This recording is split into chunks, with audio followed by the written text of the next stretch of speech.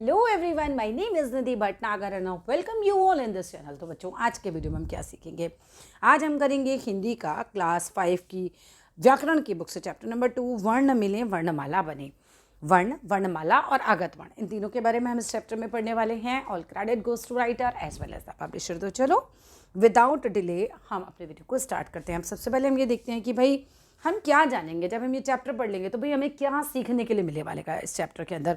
हम पढ़ेंगे वर्ण के बारे में, हम पढ़ेंगे वर्णमाला के बारे में, उसके रूप पढ़ेंगे, उसकी क्या आवश्यकता है ये भी पढ़ेंगे। क्या होता है अगर वर्ण ना होते, मतलब अगर वर्ण होते नहीं, का मा पा कुछ होता ही नहीं तो क्या होता, अनुस्वर क्या होते हैं, अनुनासिक क्या होते हैं, विसर्ग क्या होते हैं, इसके बारे में भी हम पढ़ेंगे। आगत वर्ण क्या हैं, वर्णों के भेदों के बारे में पढ़ेंगे, और वर्ण विच्छेद कैसे किया जाता है उसके बारे में भी हम पढ़ने वाले हैं। चले पाठ की ओर। अब चलो, ये तो क्या है, आ क म ग न ला ला त स ज र थ द। ऊपर दिए गए वर्णों को अपने अनुसार प्रयोग करके आप कितने भी शब्द बना सकते हो। बिल्कुल एग्जैक्टली मैं इसमें से कोई भी वर्ण से मिला मिला के कुछ बना सकती हूँ शब्द। जैसे कि मैंने बना दिया मगना मगन, है ना, तो कोई किसी चीज़ में मगन है। या इसमें से और क्या शब्द बनाया जा सकता है,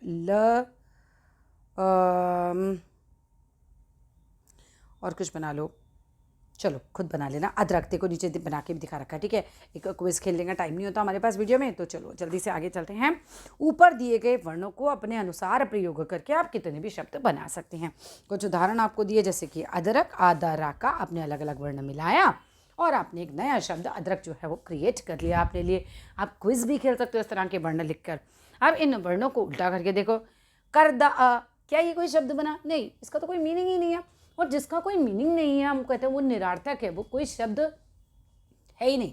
शब्द वो होते हैं जिसका कोई अर्थ होता है ना। वर्णों का ऐसा ग्रुप जिसका कोई अर्थ हो वो शब्द है। अब जिसका कोई अर्थ नहीं है तो वो शब्द भी नहीं है।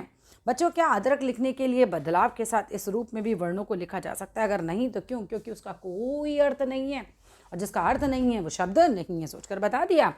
आगे देखते हैं पाठ।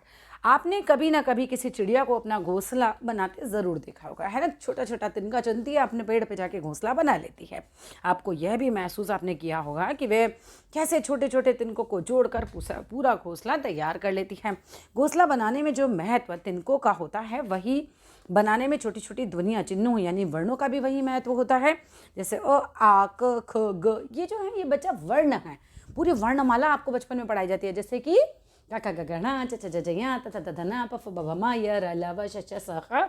ठीक है, तो ये जो है ये क्या है, ये व्यंजन मैंने बोले आपको। इसके पहले स्वर आते हैं, जैसे आ ई ई उ ऊ, ऋषि ए आए ओ आओ, अंग आहा। ये सब क्या है, ये अंग आहा तो अयोग वहाँ में चले गए, लेकिन अ से लेकर अंग आहा को छोड़ दो तो बाकी 11 स्वर होते हैं। तो ये स्वर, ये व्यंजन, ये सब मिलाकर क्या बनता है बच्चों, हमारी बनती है वर्णमाला। मैं ज़रा इसे फिक्स कर देती हूँ, एक सेकेंड रुको। यहाँ से फिक्स करते, फिर ये रोटेट नहीं होगा। आगे चलते हैं। भाषा में बहुत सारी ध्वनियाँ हैं और इनमें से हर ध्वनि के लिए एक निश्चित चिन्ह है। मैंने इस ध्वनि को जैसे कहा का, तो इसके लिए निश्चित चिन्ह है ना, कि ये यही कहा है, ये माँ है। मैंने कहा इस पर छोटी की मात्रा, तो ये चिन्ह है मात्रा का मेरा। तो ये जो चिन्ह है और ये जो निश्चित चिन्ह है, इसको हम लिखने के ढंग को क्या कहते हैं? ये चिन्ह वर्ण कहलाते हैं, ठीक है। एक चिन्ह है, ये एक वर्ण है। आ क। अब का के नीचे तुम्हें हलंत दिखाई दे रहा है, ये का के नीचे हलंत का मतलब आधा का है। अगर मैं इसमें छोटे आ की ध्वनि डाल दूं तो ये प्रॉपर का बन जाएगा। समझ में आ रहा है? आगे चलो। ये भाषा की सबसे छोटी इकाई का हिस्सा है, ये जो वर्ण हैं, ठीक है। ये भाषा की सबसे छोटी इकाई का हिस्सा, इससे ज़्यादा आप इसे तोड़ ही नहीं सकते।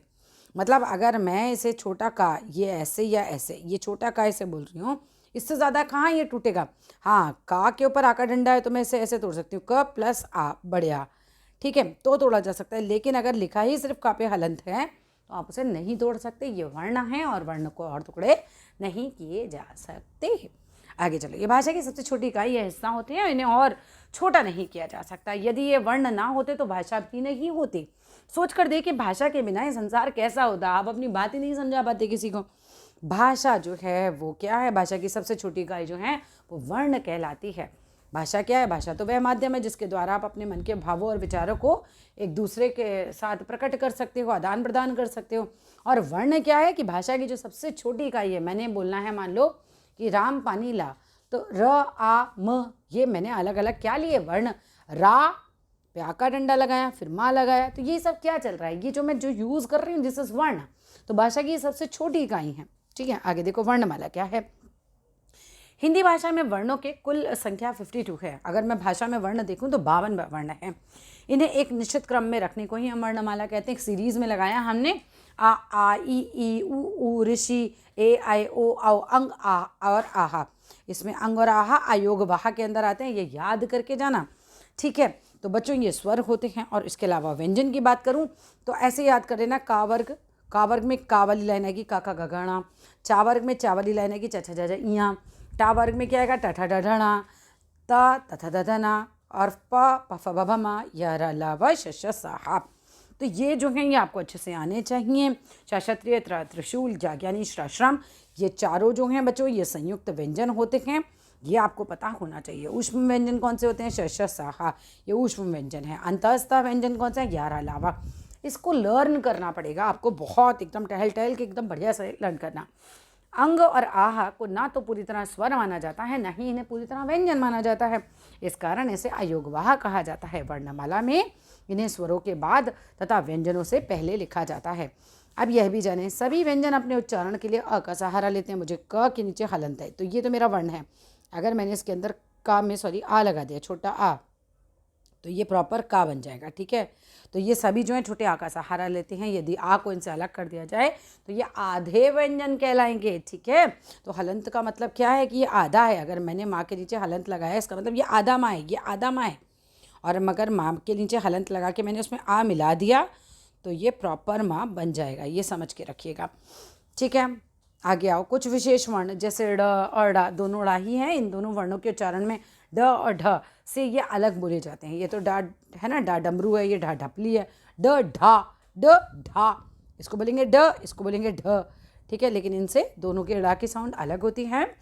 इन्हें बोलते समय ऐसा लगता है कि जैसे जीभ इन्हें बाहर की ओर फेंक रही हो, ठीक है जी। ड़ बाहर की ओर फेंक रही है। इन दोनों वर्णों का प्रयोग कभी शब्द के शुरू में किया ही नहीं जा सकता। तुम सोच के देख लेना, तुम्हें मिलेगा ही नहीं, बीच में मिल जाएगा। जैसे पढ़ना में हमें ये वाला अड़ा मिल जाएगा और सड़क में हमें ये वाला अड़ा मिल जाएगा, तो ये लेकिन कहीं शुरुआत में ही नहीं हो सकते। आगत वर्ण की बात करें तो अ, ये अंग्रेजी भाषा का है वर्ण, और ये जो आगत मतलब दूसरी भाषा से आए हुए बेसिकली, यह आ और अ के बीच की ध्वनि का है। अ इस तरीके से बोला जाता है। इस ध्वनि को अंग्रेजी भाषा के शब्दों के साथ हिंदी में भी अब इसका प्रयोग होने लगा, जैसे कॉलेज, का क अ की साउंड है कॉलेज, डॉक्टर, लॉटरी, की, इस तरीके से ब ल अ, ठीक है। साउंड पहचानो अ।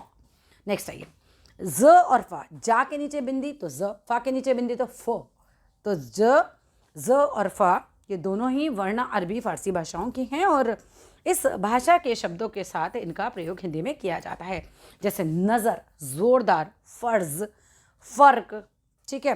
तो ये अन्य ध्वनियों की बात करें तो अनुस्वर बहुत इंपॉर्टेंट है। अनुस्वर क्या है, बिंदी लगाना, जैसे कि इसका उच्चारण हवा नाक से बाहर जाती है, जैसे गंगा, चंचल, पंडित, हिंदी, चंपक, ये वर्ड याद करके जाना। जो ऊपर बिंदी लगती है वो अनुस्वर की है, चंद्र मात्रा लगती है तो वह अनुनासिक की होती है। इसके उच्चारण में हवा नाक और मुंह दोनों से निकलती है, जैसे आँख, पाँच, मुंह, कविताएं, माँ आदि। इसे गहराई से जानने के लिए 10 खड़ी बोलकर देख लीजिए, तो बोल के देख लेना। विसर्ग की बात आ जाती है, इसका उच्चारण ह में किया जाता है, जैसे प्रातः, अतः आदि। इसके वर्ण के ऊपर नीचे लिखे हुए 2 बिंदु लगाए जाते हैं इस तरीके से, ठीक है। देख सकते हो, प्रातः है तो है की साउंड आ रही है, अतः है तो है की साउंड आ रही है इसमें। और बस यहाँ पे आ जाओ वर्णों के भेद पर। अब वर्णों के भेद, वर्णों के 2 भेद होते हैं बच्चे, 2 मतलब कौन कौन से, एक तो स्वर होगा और एक व्यंजन होगा।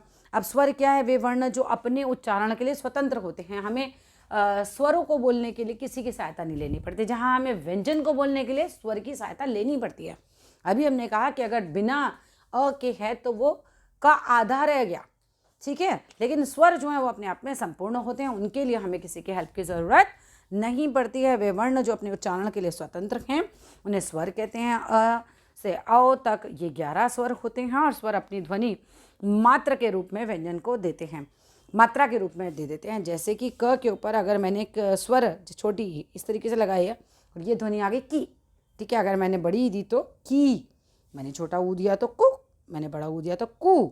तो इस तरीके से ये जो स्वर हैं अपनी ध्वनियाँ जब दे देते हैं व्यंजन को तो मात्रा का रूप बन जाते हैं। मूल रूप में आम, इमली, ईद, एक, ऐनक आदि। आगे देखते हैं, ये भाषा में दो तरह से आते हैं, स्वयं अपने मूल रूप में या मात्रा के रूप में। यानी कि मैं इमली में ई भी यूज़ कर सकती हूँ और छोटी की मात्रा जो है वो भी जगह जगह यूज़ होती है। तो ये अपने मूल रूप यानी ई के रूप में भी लिखे जा सकते हैं और मात्रा के रूप में भी लिखे जा सकते हैं। अगर मैं बात करूँ मात्रा के मूल रूप में तो काम, किताब, मूल रूप में तो आपको बता ही दिया, आ, इमली, ईद, एक, ऐनक, तो ये मूल रूप में स्वर लिखे हुए हैं यहाँ पे। और मात्रा के रूप में तो यहाँ मात्रा लगा लगा के आपको दिखा रखी है, जैसे काम, किताब, कुर्सी, केला, कैसा आदि। स्वर के 3 भेद होते हैं, ह्रस्व स्वर, दीर्घ स्वर और प्लुत स्वर। इन स्वरों के उच्चारण में सबसे कम समय लगे जिन स्वरों के उच्चारण मैंने छोटा वाले जो होते हैं, छोटा आ, छोटी ई, छोटा ऊ, र, तो ये जो होते हैं ये ह्रस्व स्वर होते हैं। वहीं दीर्घ स्वर होते हैं जिसमें ह्रस्व स्वर से दुगना टाइम लगता है, जैसे बड़ा आ, बड़ी ई, बड़ा ऊ, ए आए। अब छोटा ए नहीं आएगा इसमें, ह्रस्व में छोटा ए नहीं आता, दोनों दीर्घ में ही आते हैं। ओ आओ भी दोनों दीर्घ में आते हैं, ये याद करके जाना होगा। प्लुत स्वर में बात करो, इन स्वरों के उच्चारण में ह्रस्व स्वर से तिगुना या उससे भी अधिक समय लग जाता है। ये आ के सुनिए, जैसे ओम, ठीक है, तो ज़्यादा समय लगता है। ये आ बोलते हैं, ये जो एस बना रखा है ना इसको आ बोलेंगे, ओम। अब प्लुत स्वर का प्रयोग नहीं किया जाता, पहले किया जाता था। व्यंजन की बात करें तो स्वरों की सहायता से बोले जाने वाले वर्ण व्यंजन कहलाते हैं। क ख ग घ ङ ये सब व्यंजन ही हैं। ये 33 होते हैं और इन्हें अपने उच्चारण के लिए स्वरों की सहारा मात्रा लेना ही पड़ता है। क, का, ठीक है, तो छोटा क के नीचे हलंत है तो वो आधा है, वो पूरा है ही नहीं, उसमें अ मिलाना पड़ेगा तब वो पूरा प्रॉपर व्यंजन बनेगा। आ को छोड़कर बाकी स्वरों के अपने अपने मात्रा चिन्ह होते हैं और किस स्वर का अपना वो नहीं होता, कोई मात्रा चिन्ह छोटे आ का नहीं होता, ठीक है, छोटे आ की कोई मात्रा ही नहीं होती बेटा। तो विशेष केवल छोटी ई की मात्रा वर्ण के आगे से निकलती है, बाकी सभी मात्राएं वर्ण के पीछे या फिर वर्ण के बाद लगाई जाती हैं। अब आ जाओ जी यहाँ पर, देखो ये कैसे है, मात्रा नहीं, यहाँ पर समझो इसे। हा कैसे बनाया, हा में आ लगाया तो प्रॉपर हा बना और ठ में आ लगाया तो ठ बना, तो हठ बन गया, ठीक है ना। अब देखो ब में आ का डंडा लगाना है तो यहाँ पे आपको बा बन गया पूरा आ का डंडा, ज में आ का डंडा लगाया तो जा बन गया पूरा, जा और र में आ लगाया तो र बन गया। इसमें बड़ा आ का डंडा है तो आ की मात्रा लगानी पड़ेगी, ठीक है। इस तरीके से बनाए जाते हैं। आगे चलते हैं, ये सारा वही सिखा रखा है। यहाँ पे आपको विसर्ग सिखा रखा है, अनुनासिक, विसर्ग वगैरह के चिन्ह, जैसे कि अनुस्वर में बिंदी, अनुनासिक में आपको चंद्रमात्रा और विसर्ग में 2 बिंदियाँ लगा रखी हैं। इनके शब्द याद करके जाइएगा। आगे चलते हैं। संयुक्त व्यंजन कौन से होते हैं? 4 होते हैं भाई, श, त्र, ज्ञ और श्राश्रम व्यंजन। 2 व्यंजनों के मेल से बनते हैं ये, इन्हीं कारण है संयुक्त व्यंजन कहते हैं। जैसे क में श मिलाएंगे तो श क्षत्रिय बन जाएगा, त में र बनाएंगे तो त्रा बन जाएगा, ज में इया मिलाएंगे तो ज्ञ बन जाएगा और श में रा मिलाएंगे तो श्रश्रम बन जाएगा। संयुक्त व्यंजन मात्राओं से जुड़कर स्वर की ध्वनि आवाज़ ले लेते हैं, जैसे क्षमा, कक्षा, क्षितिज, पक्षी, क्षेत्र आदि, त्र, चित्र, मात्रा, त्रिशूल, शत्रु आदि, ज्ञानी, ज्ञान, विज्ञान, ज्ञात, ज्ञ आदि, श्राश्रम, श्री, श्रुति, श्रोता, विश्राम आदि। द्वित व्यंजन की बात करें तो जब एक ही अक्षर पहले बिना स्वर के और दूसरी बार स्वर के साथ आता है, ठीक है, तो जैसे आधा पूरा ला, आधा पूरा ता, ऐसे, तो वो द्वित व्यंजन कहलाता है। बच्चा, इसमें च आधा भी आ रहा है फिर पूरा भी आ रहा है। दिल्ली, ला, ली, ठीक है, 2 बार ला आ रहा है। र, ससी, ससी, ठीक है। संयुक्त अक्षर, जब 2 भिन्न अक्षर एक ही साथ हों, जिसमें पहला अक्षर स्वर सहित दूसरा अक्षर स्वर के साथ होता है। पहले अक्षर को हल का चिन्ह, हल का चिन्ह क्या होता है बेटा? नीचे जो चिन्ह लगाते हैं हम, जैसे कि ट के नीचे लगाए तो हलंत कहलाता है ये भी। तो ये आधे का चिन्ह दिखाते हैं, आधा आधा टा बनाया मैंने एक तरीके से, जैसे अच्छा, दोस्त, जल्दी, चिट्ठी, द्वार, युद्ध, पत्थर आदि। आगे चलते हैं। र के रूप, रा स्वर रहित होने पर आगे आने वाले व्यंजन के शीर्ष पर राफ यानी कि इस तरीके से ऐसे ऐसे लगाया जाता है, जैसे कि फर्क, फर्क, फा फिर रा की साउंड आएगी, क, फर्क, फर्क, ठीक है। तो जब ये लगाते हैं तो ये कहाँ आता है? ये व्यंजन के शीर्ष पर लगाया जाता है, आगे आने वाले व्यंजन के शीर्ष पर लगाया जाता है। यदि रा पूर्ण हो, पूरा हो, तो उसको पहले वाले व्यंजन के स्वर सहित लगाया जाता है। स्वर रहित हो तो रा व्यंजन के नीचे तिरछी रेखा के रूप में लगाया जाता है, जैसे कि प्रकाश, ठीक है, व्र, त, विनम्र, मृ, ट, ड आदि वर्णों में पाई नहीं होती है, इनमें आप पाई का चिन्ह नहीं लगाएंगे। और इसके साथ रा का प्रयोग करते समय पहले इन पर हल जोड़ा जाता है, उसके बाद पदेन रा लगाया जाता है। हल चिन्ह और पादेन रा एक साथ जुड़कर क्या बन जाएंगे, ट्रा, ट्रा ऐसे बन जाएंगे। उल्टे वी के समान दिखाई देते हैं, ट्रक, ड्रम, ट्रेन, ड्रामा।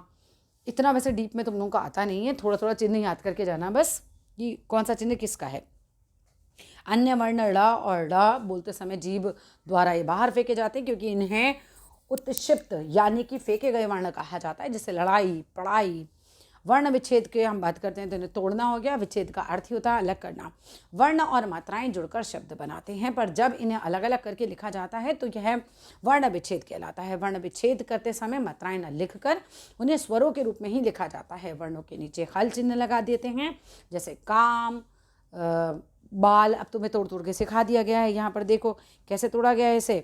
सबसे पहले बड़ा बा कैसे बनाएंगे कि बा के नीचे हलंत, और फिर आ की मात्रा ल कैसे बनाएंगे, ल छोटा और फिर आ। इस तरीके से मात्राएं जो दी रखी हो, जैसे क, फिर अंग, अंग की साउंड है ना, यहाँ पर अ और अंग की साउंड, इस तरीके से इसको इस तरीके से तोड़ तोड़ के लिखना सीखना होगा।